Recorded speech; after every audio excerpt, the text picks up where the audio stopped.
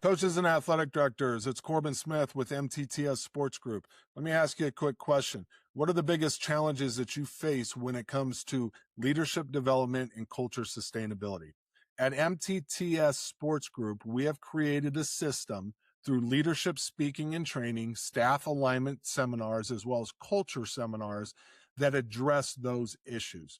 We also offer a 6-hour fully immersive leadership stress test for your teams called the Tour Crucible. If you are interested at all, go to www.mttsportsgroup.com and let us know how we can help. Enjoy the podcast. All the things that we wish, everything that I wish I would have done that I didn't know, that I was asking for help, and everything that I did wrong is why that MTTS leadership and culture development system, why I created it, why I wrote the book, why I started this. It's everything I didn't do. So That's cool, Coach. Yeah, I'll go ahead and introduce you. Coach Dustin Peace. He is the head football coach at a youth flag football team in Tucson, Arizona. Yep. I had to say it. I love it. No, but in all seriousness, you retired a couple years ago. You were the head football coach at Canyon Del Oro High School in Tucson, CDO. Man, I've known you for a while. I mean, you helped with when I took over the Larry Smith Coaching Academy after my Still dad got the passed shirt, away. Coach. You know, yeah, so do I. All 500 of them that we could give out. But no, extremely, man. We can go down through your accolades, and I know you're very humble and gracious and stuff like that. But I didn't know this until I was doing some research. Your first year as a head coach, you went 14-0 and won the state championship, correct? Yep, we had some pretty good guys. Yep. Yeah. Yep. Your last year as a head coach, you went 14-0 and won the state championship. Yep. Exactly. Right? That kind of was not totally planned, but I knew that was my last group. I just kind of knew it. Was a lot invested in that group, and man, it paid off. Well, it was a special group. I mean, I remember it because I was coaching at the time. I just, I remember keeping up with it, just keeping up with it. And I do with Tucson, Tucson's special to me. But so 119 wins and 50 losses in 15 years. Is that right? 15 years as head coach. Yeah, I was at CDO 7 years before that. So yep. Yeah, I knew that. Yeah. Man, a lot to talk about. I first want to say this because you brought it up, but my nephew Mason Bray is a quarterback at U of A, and you sent me a picture the other day of he was your flag football team's coach. Yep. Is that right? It was awesome because we had last year our flag football coach, because U of A does a great thing where they have the players from the university get involved with the community and coach a football team. And there's a parent coach that helps, and I'm the parent coach now. And last year we had Caden Luke, which was his roommate, Mason's roommate, and then Caden moved on to West Virginia, who played for me. Yeah, I was And going I to said, bring hey that man, up. Yep. Yeah, I was like, hey, dude, you got to get me hooked up with Mason, because me and Mason connected last year because he was doing the flag football last year. And I was like, hey, man, I want him to coach our boys and take this over. And real fun, great kid, great young man. So excited. My boy got to be coached by him. But yeah, it was awesome. It was fun. Yeah. Yeah. Well, I'm in Colorado right now for about another 3 months before we move back down to the Valley. But we went to the U of A Colorado game and actually got to meet Caden Luke's parents. Good people, man. They spoke super highly of you, super highly. And I know you're close to that family, but what a great family. What a great kid. Yeah, awesome kid, family, good tradition at CDO. Brother's there right now. He's doing some big Good. things. He'll be a junior next year. So yeah, I just kept up with Caden. He's been calling me about fishing. I'm a big fisherman too. Been calling me about his fishing techniques out in West Virginia. So that's been cool to connect with, kind of this leadership piece, connecting with our kids outside of football. And me and him have a good outside relationship. and it's been awesome. Good. Before I ask you about, the importance of that, I want to ask you just real briefly, what made you, and I know you played football at NAU, you went to Flowing Wells High School, correct? Yep, yep. Yep. Yes, yep, Flowing Wells, you're in the Flowing Wells Hall of Fame. So, yep. what made you want to get into coaching? Was it was it your coach? Tell us a little bit about your coach in high school because he's a Man, rare breed. I came from a Flowing Wells area. Tucson's, not the best area.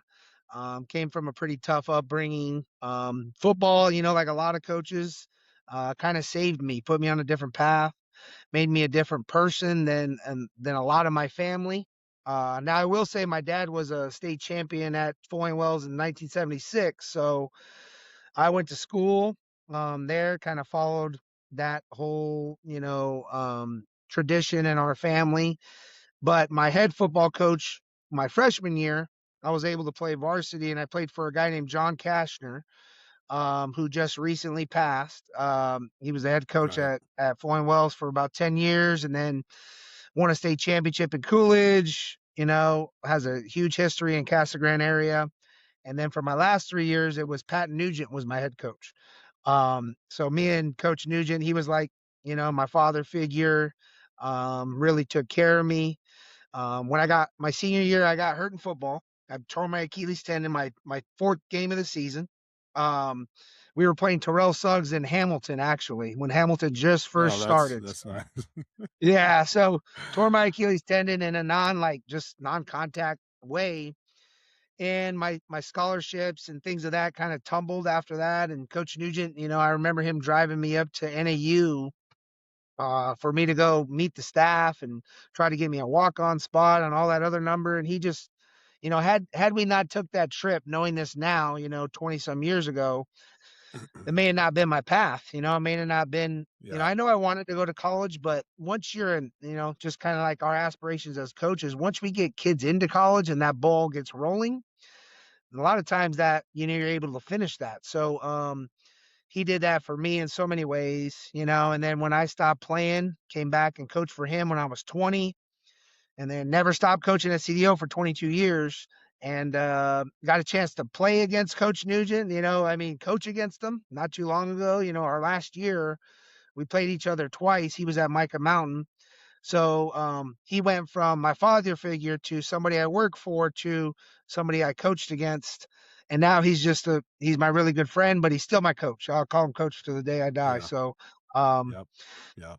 and I got many more guys that on my staff. I was real lucky, that I connect with all the time. Like Pat Ryden, who's the head coach at South Point, was our defensive Yep. coordinator.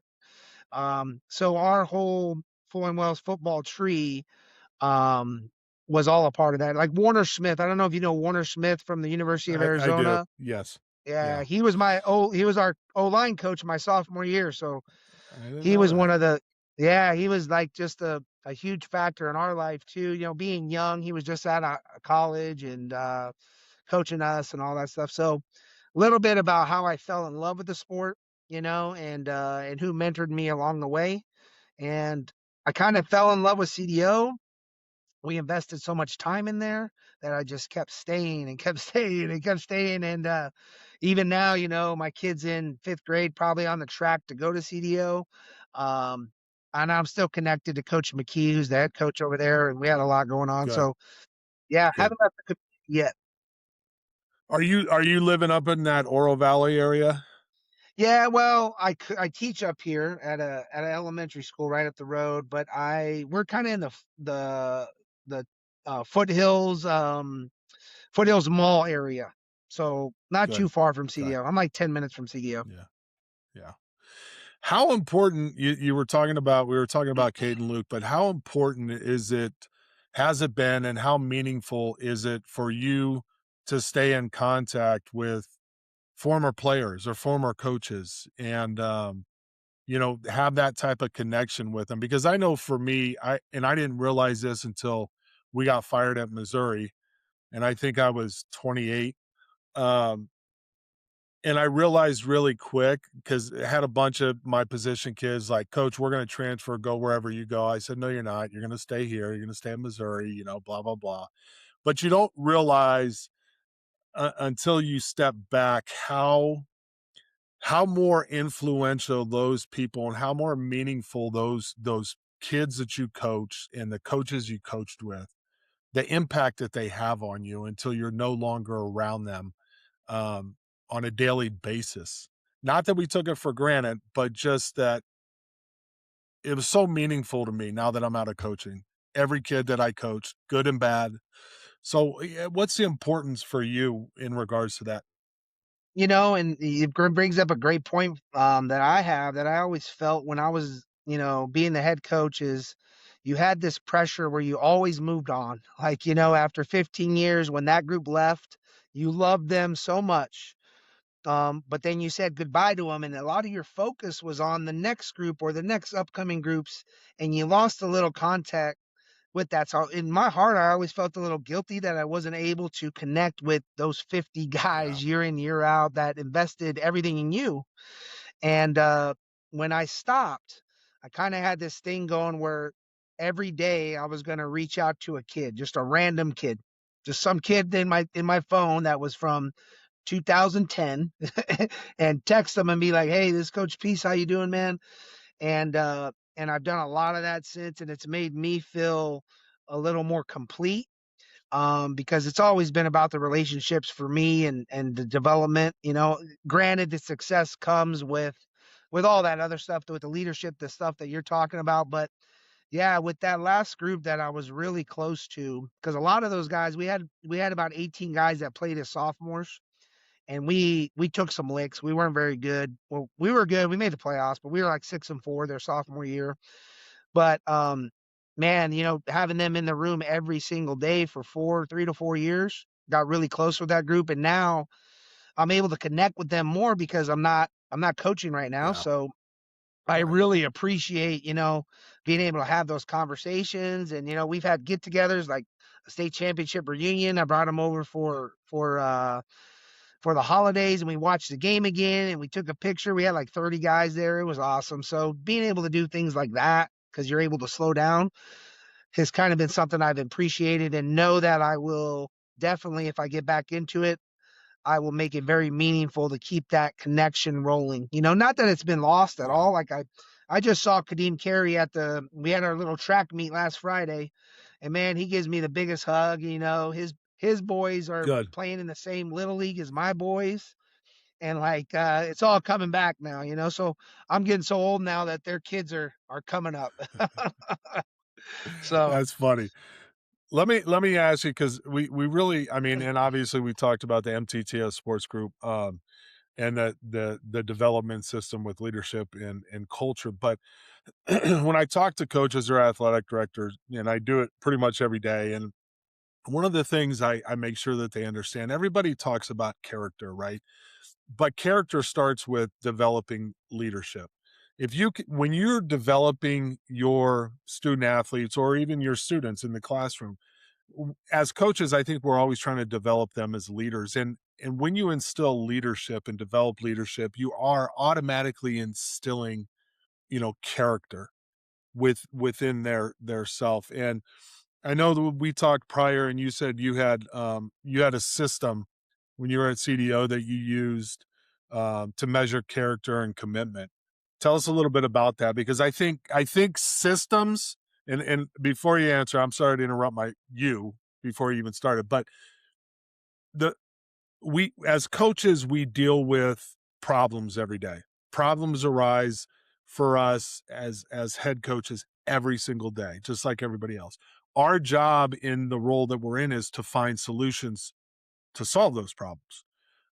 But the but I know one of my biggest mistakes is I didn't have systems to take the solutions I had and implement them within a system. So you mentioned a system to really measure character and commitment. And I think a lot of coaches really need to understand that they need to work off of systems, just not solutions.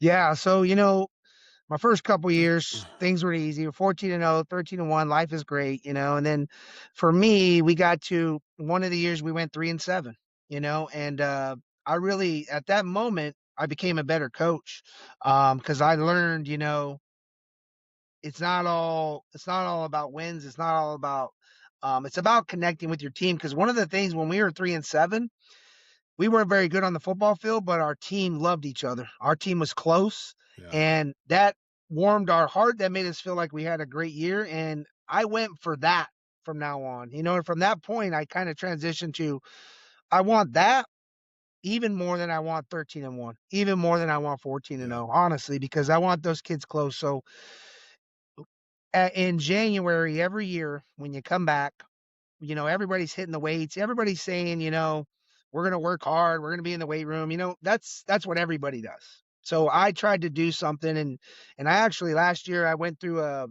5 meeting plan with CDO last year, doing my whole Good. character development that we do and how we measure it, because kind of picked this up from, like a Simon Sek. I don't know if you know him. He's like a business Yeah, leader I kind do. of I know guy. who he is. Yeah. And Yep. he's got this, and I'll send it to you. He's got this great, and I credit him for it. We're able to measure everything about our athletes. We measure their 40. We measure their weight, their height, their jump, how they catch. Like every coach knows how to do that. The thing we don't measure is their character or their commitment or their trust. How can we trust this individual? And the way he termed it is he talked about Navy SEALs. How do they pick the Navy SEAL Team 6 out of all the best players, best people, and we put it on a grid. I used to teach math for 7 years, so we put it on a coordinate grid and we measure, your most talented athletes with your most trusted athletes. And there were 4 quadrants that we talked about. Your high talent, your high trust, those are your captains. Those are your guys that are natural Right. leaders. That's easy. Your low talent, lower talent, but high trust. Those are the kids that you need on the team, that are going to do the right things. They're going to serve roles that you need. It's that high talent, low trust kid that can be a killer. And the low trust, low talent, those kids don't play football. And I kind of frame it in Yeah. that text with kids. But even though that high talented kid, if he doesn't have trust, he could be a killer for you and on your team. So we talk about how we generate captains from that. Then from there, we had a measurement system where we would rank the kids from 1 to 52. There would be like, I'm pretty sure I got to get stuff off the top of my head, but 4 categories. So we'd measure them in their daily attendance to my class. Were they on time? So they would just get 3 points every day. 3 points. If you were late, you got 1 point versus 3. If you weren't there, you got a 0. And that's part of life. If there's going to be days where you may have to miss something to go there. The only thing I would excuse them for was like a school related function. They had to go on a basketball game. And they're not in Right. class Right. that day in my class. Yeah, there was some exceptions there. So there was the daily attendance in our class. There were their grades. So they would get on their grades, they would get certain points for an A, B, and C. That was the second category. Next category was tardiness and attendance to their other classes. And then we would have a character sheet that would go around to all their teachers, and their teachers would rank them as fair, poor, good, or great. So we had those 4 categories. They could always attend tutoring to make up for absences. They could always Right. do community service to get extra points. So this whole interactive system, we'd all have points tied to it. And we would put that bad boy up there after 4.5 weeks. We'd slap it on the board. Here's our number one. Here's our top 10 guys. Here's our bottom. Here's where you rank. And eventually, we'd get the right guys on the bus. And the right guys would start making the right decisions, and we would get people would grow. So we would erase it after 4.5 weeks, and we would start over 4.5 weeks again. Then I would do that all the way till we hit spring ball. And then we would know who our top 10 character guys are, or top whatever. And we would also talk about growth, you went from this many points this time to this many points this time. And it took a lot of time. Don't get me wrong, but in the spring, you got time for that. in my opinion, Right. because we had a pretty good advantage at CDO where I'd have the kids 2 hours a day every single day. So I had them 10 hours a day. All my football kids, not just the varsity kids, all levels. So we were doing this on all levels, freshman, JV, varsity, calculating all those things. And then we would measure, okay, here's your high trust guys. We now have a measurement to measure our high trust guys. Um, and man, I ran that for about 8 years. I was doing that, and I would tweak That's it and I would awesome. adjust it. Yeah, it gave some hard data because I'm a data guy, and it Right. gave some hard data to, can we trust you? You know, are you out in the community doing things? We would provide opportunities for them to do community service, and they'd have every opportunity. Like, okay, you're gonna get sick, might miss a day, but you can do community service. We can get to tutoring. There's ways to make this up because in the season, somebody's gonna get sick. Yep. Somebody's gonna miss because they're sick. Like, how are we gonna accommodate for those things? So to me, that's when we started separating ourselves and our kids. We eliminated the in season problems so much more by holding them to that high of a standard, not even in the season. Then once the season hits, we were touching on that, but we were kind of already in fifth gear working on football stuff, and that's kind of been the goal that I've been trying to tell. Like when I went to CDO last year, I was like, hey guys, you're investing this much time now to um to make it all football come the fall, all relationships come the Right. fall, but not classroom, not off the field, not all this stuff. Um, so anyhow, that's been our system. Our kids love it too because they take pride in it, And I'd get shirts for the kids and all this other stuff that we would tie incentives into, and we'd put their names on the board, like we'd publicize it all. I'd send it out to parents. Good. Our, our top 10 character. I'd email the whole system to our parents so our parents knew it. I wouldn't send the points of like everybody, but I'd say, hey, here's our top 10, this whatever. So anyhow, that was our system. And it really stuck with me because we measure so many other things. We have no way to Oh, we measure. measure everything. Yeah. Yeah, no way to measure how we're going to be able to count on somebody. And it's been pretty cool. So since I did that, my last year, we had a kid that went 4 straight years not missing a single practice, a single summer workout, coach, or anything for 4 entire years. He's had better attendance than me, you know? That's And wild. yeah, and we created like an award after him. So like having this data created into other things as well.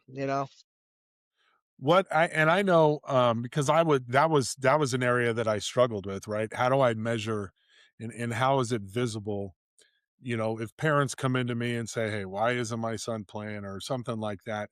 And you know, I kept notes on everything. I was very organized, but early on in my head coaching career, I reached one of my mentors was Max Ragsdale, Max, Yep, yep. who was at Campo Verde as a head coach, and he told me about his system, and it's not the same as yours, but it's basically an accountability system. I mean, you're grading them on everything. You're using points for attendance, for community service, for practice, for off-season stuff, for classroom stuff. Um, and then they have to hit a certain percentage, right? And so that really was good for me as a coach because, like you said, I had data on them now, and we publicized it too, maybe not to the extent as you did, but tell the coaches, tell myself out there, how did that change implementing your system? How did it change your culture? And we talk about this all the time, player led compared to coach led, right? And because ultimate goal is your best teams are player led teams. But how do you sustain that type of a culture by implementing something like your system that you guys use to hold kids accountable? Yeah, I mean, since the kids had the ability to have it as freshmen, once we finally got it rolling year after year, it became a thing of pride. You know what I mean? Like we also have this thing where we do this whole system where we do measure their 40s, and we have a top, we call it the Superman. This was kind of called the Iron Man system. Yeah. So our kids, even our seniors, would go to our freshmen and be and hold them accountable and congratulate them for the things that they're doing. So when you have that buy-in and that connection from bottom to top and they know it for 4 years, it becomes a very meaningful thing. And like, it's not a thing we're going to hide from. It's not a thing that's going to go away. It's a thing that's going to always be there. And I tell kids that, and our kids eventually start understanding at the end of the day, if you and you run the fast same 40 and you are the same height and you are the same whatever, I'm probably going to be looking at this other piece of information as and our team will too, because I even ask our team, would you rather have this kid on the field or this kid on the field? And that's where you get to the player led situation. Because our captains can't be guys that are on the bottom of that list. Our captains can't be guys that Yeah. are on the middle part of that list, you know? Yeah. So we're gonna have that's where we get back to that grid where you have to be a high character kid. Your talent is your talent. You were born with your talent. Uh, and to a degree, we try to change it as coaches, but what we can change quicker, and I tell our teams this, we can change quicker our character and our accountability and our commitment. And if we can change that quicker, we're going to have greater growth, faster growth than trying to change your 40. I'm going to work for 2 years to change your 40 for 1/10 when we can make you a more accountable and more coachable kid, we might get better results. Yeah. Yeah, that's good.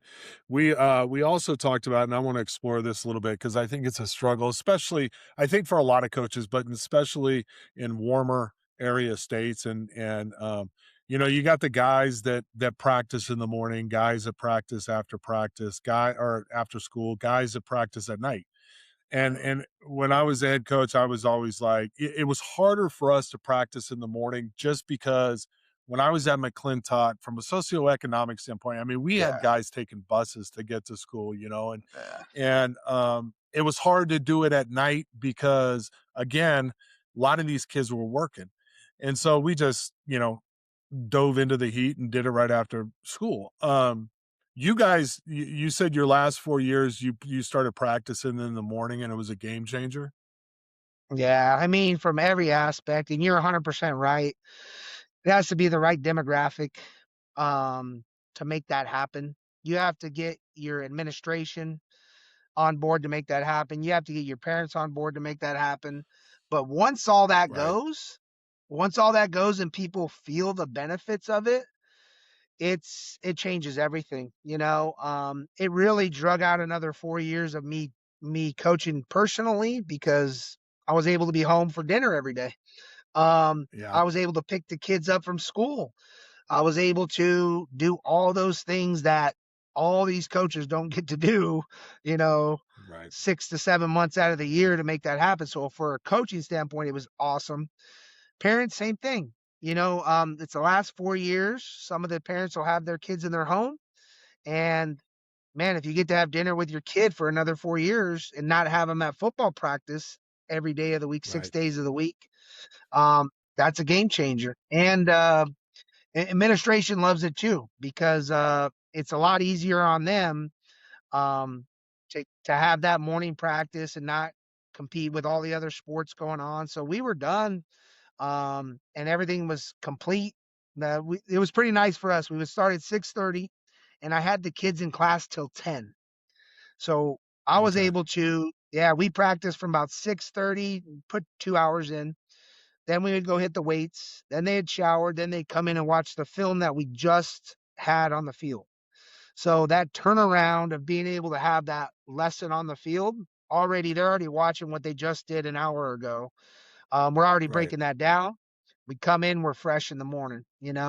Um, First couple years took kids a while, and it goes back to that accountability thing. Some kids struggle with the morning, struggle getting up, struggle being accountable and being able to do that.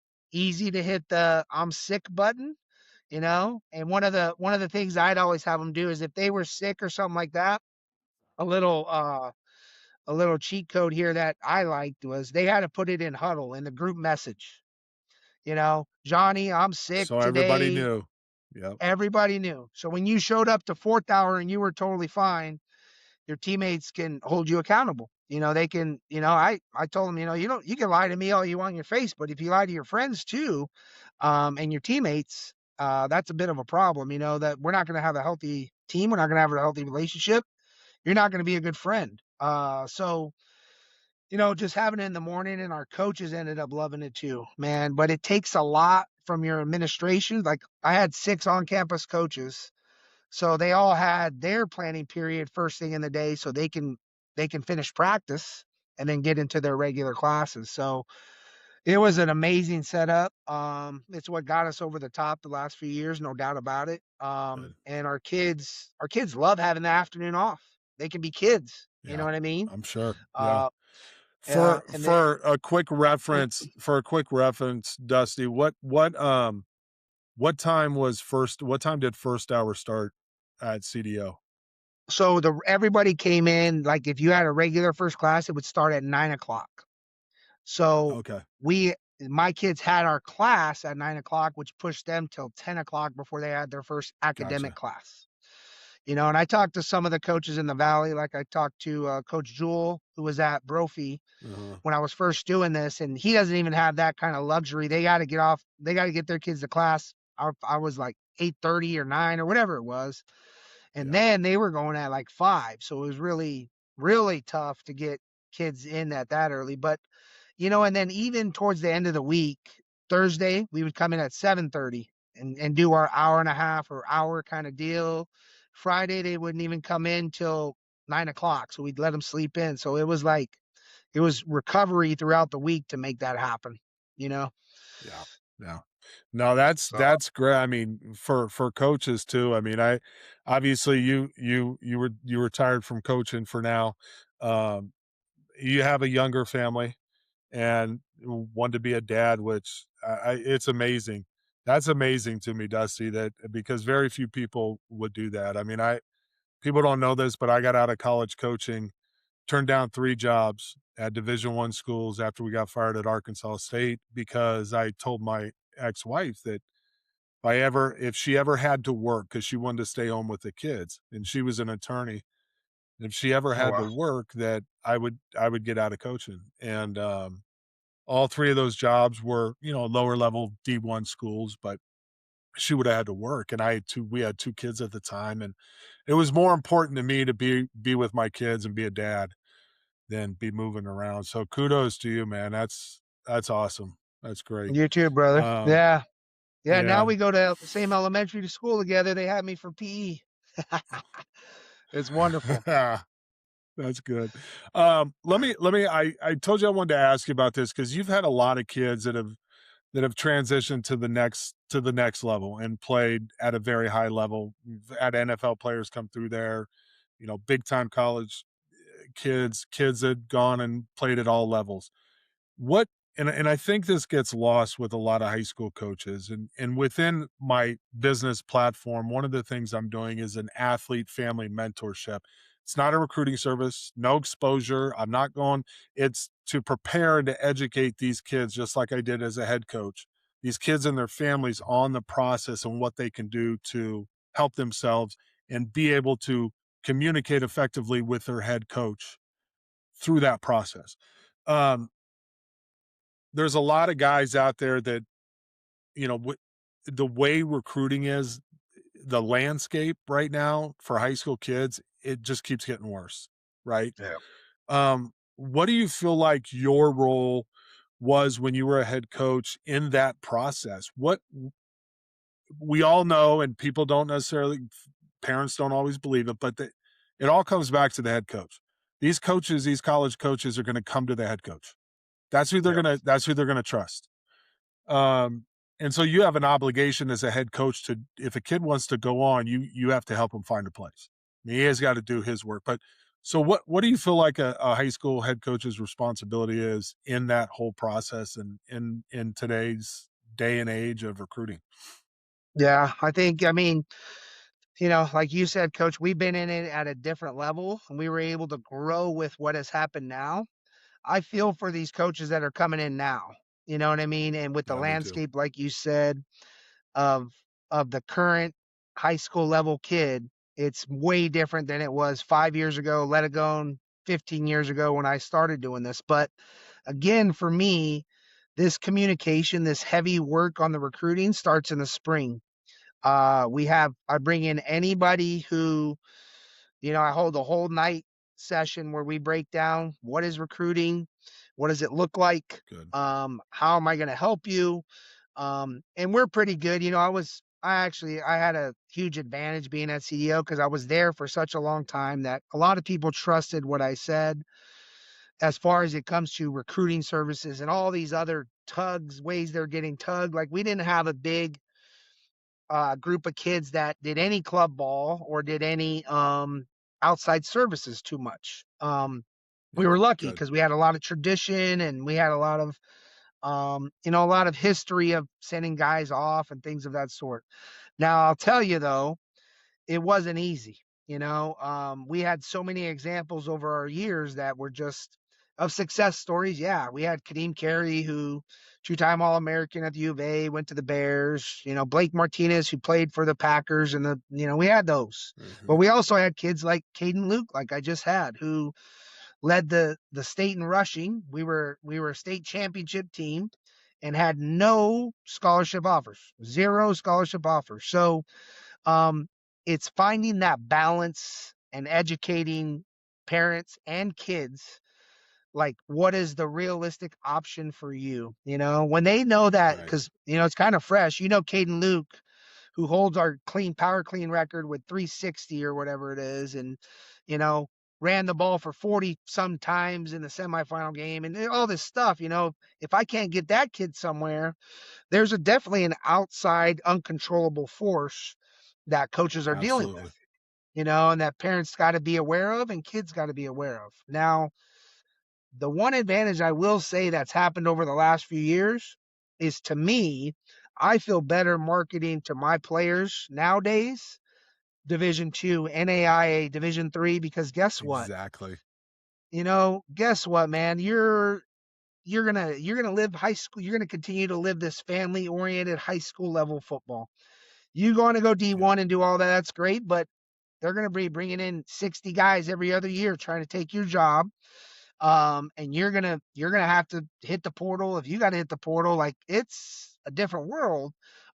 Where Yeah. advocating for, hey man, go play NAIA at this beautiful school, continue your education.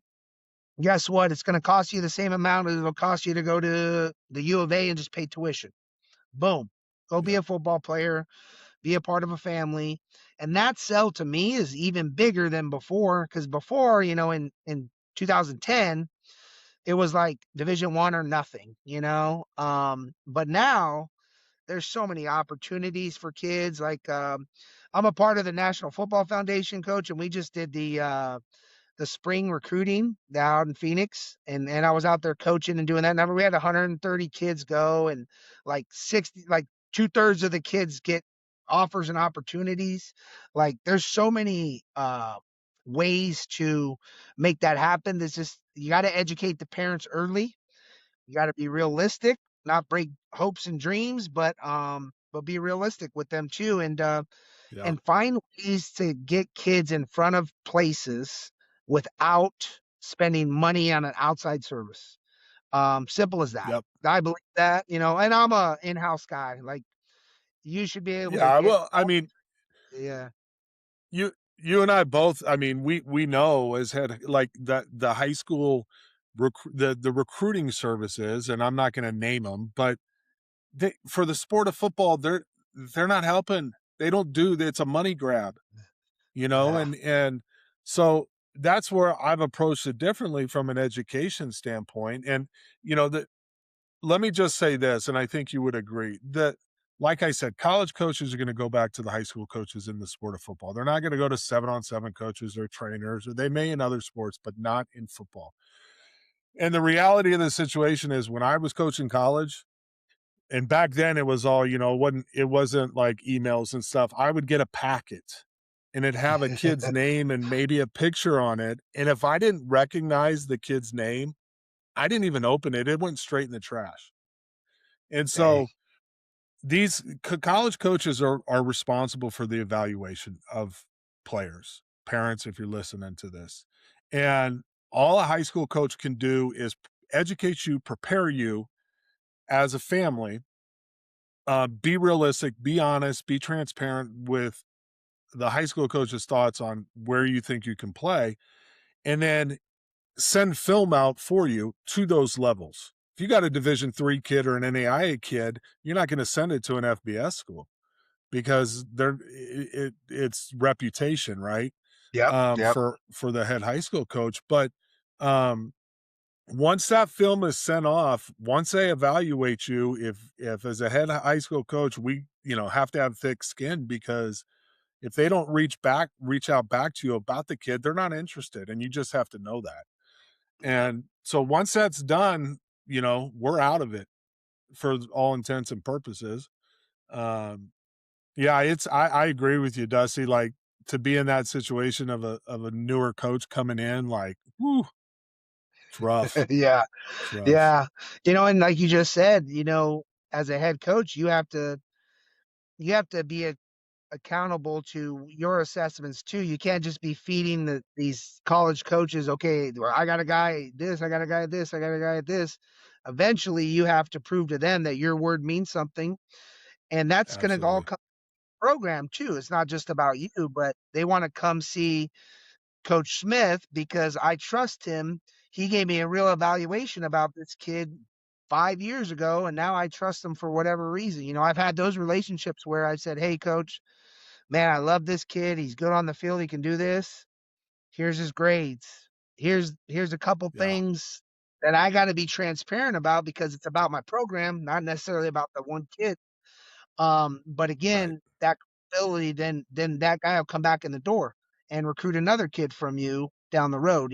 So coaches, the thing that parents, listen, have to understand too is there's a factor there that you have to protect the program on top of doing what's best for your kid too. So Yeah. that's a tough fine line, new young head coach in the recruiting world.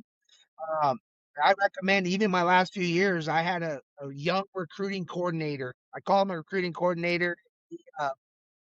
He answered all the emails, sent out all the video. And then, like you said, at the end of the day, the coach is going to come ask me when he's ready and he Right. likes what he's seen. He wants to ask how the kid is straight up. And Yep. then I'd have those conversations. But I had someone doing all that other hustle and bustle, meeting with people and things of that sort.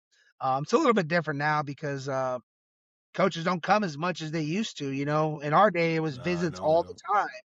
Yeah, now they go to the same spots, but they even do that for their count, their head check. You know what I mean? Yeah. Um, for so many years, Well, and we yeah. yeah, Go I ahead. I think one of the things that my last couple of years, because I started doing more research when things started to change, was that these parents and these kids, they don't understand that there are close to 800 schools that aren't Division I, Division II, three, NAIA, not junior, not including junior colleges, but four-year institutions. Almost 800 schools have a college football team. It's a lot of Wow. schools, man. It's a Wow. lot of Yeah, yeah, yeah. opportunities, Yes. and then you We throw had kids. FBS and FCS and you're at 1,000. Yeah. Like we had kids at CDO last year that went to our showcase, that NFF showcase. The year before when I was the head coach, they were juniors and those kids didn't play. We were pretty good, all that other stuff. They were okay players.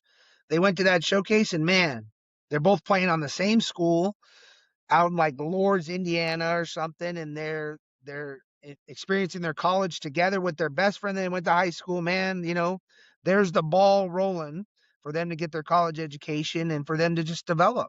So to me, that Yeah. opportunity is bigger than it's been before. And that's the where the focus Yep. should be with parents, you know.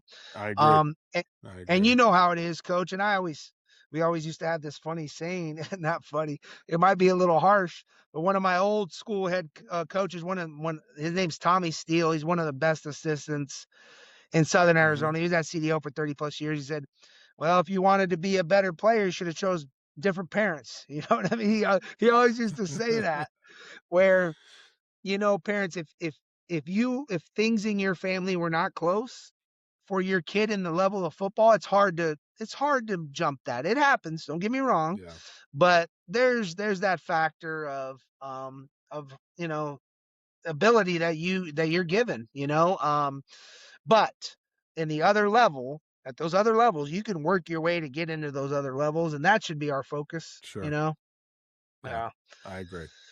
I And agree. I'll say Well, this too coach. for yeah, Yeah.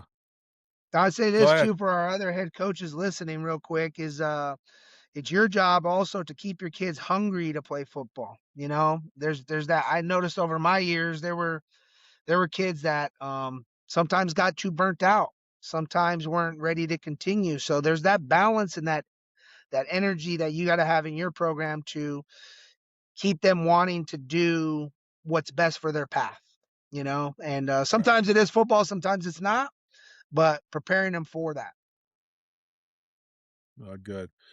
Well, Dusty, I really appreciate you taking the time, man, jumping in the car, finding a clean space to do this. So Dude, you're the 45 best. minutes went quick. And yeah, I know it does. That's why now you know why on all these big podcasts, why they go for 3 or 4 hours, because you could just keep going and going and going. Yeah, we So barely scratched anything.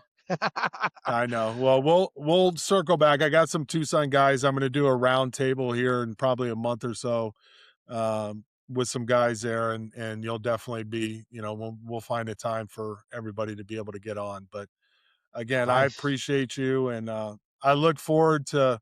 I know you're not done coaching at that level. Um, I think everybody does. So get those kids raised, and when it's time, Yeah. you'll be back at it. So, and I'm looking forward to Yeah. that time. Cool. Yeah, and So, well, my hey, 8-year-old, he'll be ready to. yeah, Yeah. Cool. good. Well, just hang All right, on just coach. a sec, okay? And All right, coach. we'll catch Appreciate up. you, man. All right, man. Thanks, fella. Thank you.